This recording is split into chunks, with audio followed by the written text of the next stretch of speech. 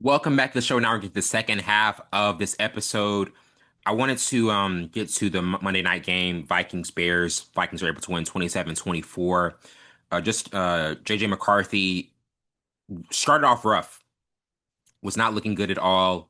I know Kevin O'Connell, he tells McCarthy that, hey, you're going to bring us back to win this game. And McCarthy had threw for two touchdowns, ran for another in the fourth quarter, and it was he delivered. McCarthy delivered down the stretch big time. He was he looked very poised later on, looked more confident. And I honestly think with when you have a guy like Justin Jefferson, he's going to get attention. So sometimes people can be like, man, why are you not throwing to Justin Jefferson? Why are you not throwing to Justin Jefferson? The defense get targeted. They know that's the guy who's going to get targeted. He's going to be um the main gauntlet and source. So when that happens, you have to feel as though this is the play, this is the way things are going to get scripted for them, and we gotta keep our eyes on him. So when that happens, McCarthy can look worse than what he's actually going to look. And don't get me wrong, he wasn't looking sharp. He was looking kind of all over the place. But in that second half, in that fourth quarter, he just really turns on the Jets, and they're able to rally forward. Getting to the Bears, though, Caleb Williams, I think he can be a good quarterback, but he had a letdown rookie season and completed 21 on 35 passes for 210 yards and a score. Also ran for a 9-yard TD in the first quarter. It's the penalties are just such a killer. And I still feel like the offensive line was still an issue for him. He still was running for his life at points. So we hear in the offseason the offensive line is going to be much improved. It didn't really look that way. And that's going to be an issue for Caleb Williams going into the rest of the season. So the Bears need to clean up the penalties. They got to clean that up. You got to be more discipline teamed when you're in this type of division. Just in football and NFL at all, you have to be a professional, poised team when it comes to penalties, and that's definitely going to be a challenge for them. I wanted to get to also college football as well. We had a lot of interesting games. Not as many interesting games. I do want to say the big one was obviously USF and Florida, them upsetting Florida, and they're able to win 18-16. And the penalties, like just how I was talking about with the Bears, the penalties is another thing that gets the Gators. Committed 11 penalties for 103 yards, including two major infractions on the final drive. And clock, it's like the two things I would say with the Gators, clock management, penalties. Like two things that kill them in these types of games where they shouldn't lose. And like Billy Napier calls for two pass plays in the like kind of waning minutes when the offense needed to milk the clock. His Billy Napier's days are numbered, man. I don't know what to tell you. Like it's so clear that that guy is not meant for the job. And clock management coaches who like struggle with, I mean the struggling clock management coaches who go through these types of things, it's so obvious and blatant that this is just skill. A team that is dealing with struggling with the basics of the play calling in certain key moments. And then when you have penalties, just like I said with the Bears, you're going to shoot yourself in the foot. It's going to happen. And when look at their upcoming games, you got LSU. You know what I mean? You're going to have Texas within the next few weeks. There's so many things about how this season might look for them. I mean, they're going to have Miami after LSU. So it's a bear of a season that's loading up for them. And the scheduling is just going to be like nightmarish. So you can't afford to drop games like against USF. The margin of error has to be tightened up because like that's going to be costly. That's going to be a costly loss. And obviously, congrats to USF getting a major upset win of that magnitude. I also wanted to get to Oklahoma, Michigan. Oklahoma, Michigan, that was the Saturday night primetime game. Oklahoma was able to win 24-13. John Mayer had two touchdowns, rushing for one. And this Brent Venables defense is super athletic, um, very, very just persistent. And I think as though they looked really good, looked extremely good. Made a transfer from Washington State. This was his like first marquee game for the Sooners. He throws for 270 yards, ran for 74. Deion Burks caught 7 passes for 101 yards. Jaren Kanak added 5 catches for 69 yards. And yeah, I think it was a big time game. I do want to say with Michigan's quarterback and just the pressure that is on him and kind of like the spotlight that is on him. He's still a very young guy. He's still a really, really young guy, Bryce Underwood, and it's a hostile environment. He struggles.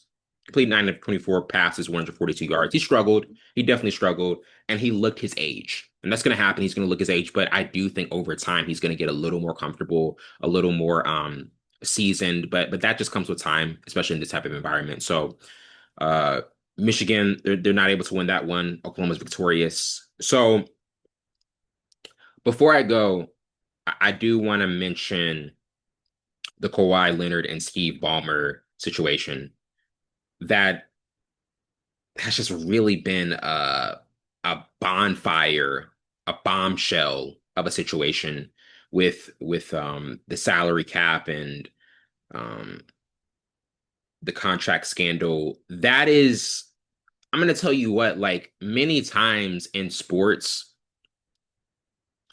so many things happen that get kind of like shuffled under and funneled until it kind of balloons much later. And then we have like an investigative podcaster in Pablo Torre who like, you know, he did his job here. Pablo Torre finds out he really did his job here. I want to give him a lot of credit for this for what he's been doing. You know, that this Sam Amick, he also said that Leonard reportedly sought assurances that extended far beyond the basketball floor. Leonard's advisor and uncle Dennis Robinson requested that various parties interested in landing Leonard's services offer him additional benefits. The additional benefits part is what really stands out the most. Like his uncle said, we want additional benefits too. And another thing that happened is reportedly included in the negotiations between him and Robinson were ownership stakes in companies, corporate sponsorships, and no-show endorsement deals that allowed for Leonard to collect millions in revenue without doing any actual work. Investigative journalist Pablo Torre looked into Leonard's free agency and eventually signed with the Clips. And Torre found that Leonard and his employees devised a quote foolproof system to secure Leonard an additional 28 million in funding. Additionally, Torre investigated, finding that Aspiration offered Leonard an additional 20 million on top of the initial 28 million nest egg, meaning he was due to collect 48 million. Man. So Steve Ballmer, he says on ESPN, he does an interview about it because obviously, like back then, 2020, I believe it was 2021, you're kind of thinking, when did Kawhi? I'm trying to look back to when did Kawhi actually first go to the Clippers? I think it was around 20. Yeah, I think it was around 2021. So Steve Ballmer on ESPN, he says, "quote Pablo's podcast. I don't know anything about the court documents on this. I haven't seen them, and I don't know. Speculation is what it is. They conned me. I made an investment in these guys. That's what he believes. That's what he believes. So it's just so like fishy. It's like, oh, it wasn't me. I didn't know. I mean, I just got hoodwinked. I mean, of course you're gonna say that now. You're the richest owner in sports and you got conned into investing 28 million into a tree company. Like, man, no. I'm never believing a billionaire got conned. I'm just not. He says, quote, they did request to be introduced to Kawhi. Under the rules, we can introduce our sponsors to our athletes. We just can't be involved. We made an introduction that was in early November when well past when all of this happens. So to do a breakdown for what Aspiration Tree Company is, um, this was a tree brokerage firm founded by Ballmer. The company landed endorsements from Robert Downey Jr., Drake, both of whom were paid to publicly support Aspiration. The same can be said about Leonard, who was offered 28 million to quote circumvent the salary cap. When you do that, like Adam Silver says, that's a cardinal sin. You can't circumvent the cap, salary cap. Just a no. That's a no go. Absolutely against NBA policies. And this is major. This is a major deal. Um, it could land into a banning of the team. It could land into a major fine.